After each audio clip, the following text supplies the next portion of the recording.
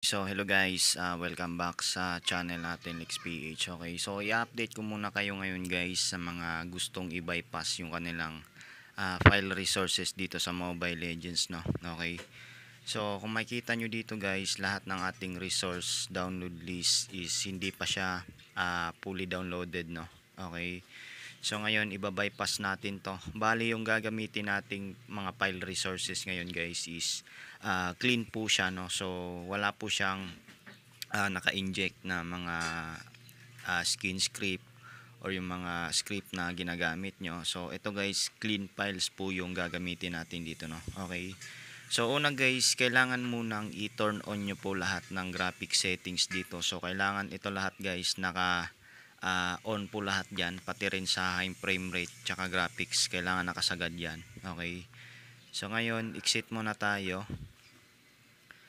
tapos punta tayo ng C Archiver, punta kayo ng Android data, then dito guys sa folder ni Mobile Legends, ang kailangan nyo dito guys, buburahin nyo muna tong dalawang to. Okay.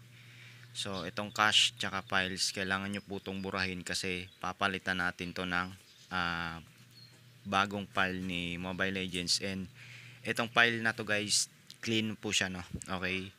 So punta tayo sa download folder natin, i-check nyo to dyan guys sa description or sa ilalim ng video na to kasi ipipin ko po to, itong MLBB full files, no. Okay. So sa akin, since extracted na tong file na to, ito po yung dalawang to, itong cache tsaka files.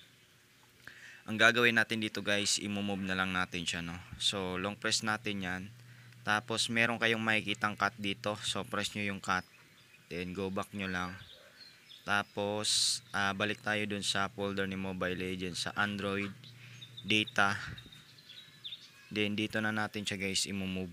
Okay. So move natin dito, press natin tong icon sa baba, itong kulay green. Okay.